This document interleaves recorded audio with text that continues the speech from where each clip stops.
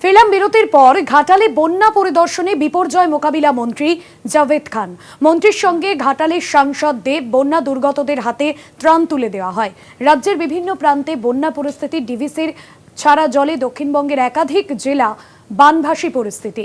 মন্ত্রীর সঙ্গে ঘাটালের সাংসদ দেব এবং সাধারণ মানুষের কাছে ত্রাণ সামগ্রী পৌঁছে দিচ্ছেন সাংসদ, সেই ছবি আপনাদের সামনে তুলে ধরছি।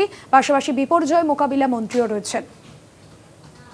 বন্যা দুর্গতদের হাতে ত্রাণ তুলে দেওয়া হয়। এর আগেই মুখ্যমন্ত্রী ঘাটালের বিভিন্ন যে বন্যা বিধ্বস্ত এলাকা, সেই এলাকা পরিদর্শনের পর জেলা শাসক ও পুলিশ সুপারকে নির্দেশ দিয়েছিলেন যাতে দুর্গত মানুষের কাছে যত তাড়াতাড়ি সম্ভব ত্রাণ পৌঁছে যায়, এবং সেই মতোই কিন্তু প্রশাসনের তরফে সমস্ত রকম পদক্ষেপ নেওয়া হচ্ছে। বন্যা দুর্গতদের হাতে ত্রাণ তুলে দেওয়া হয়।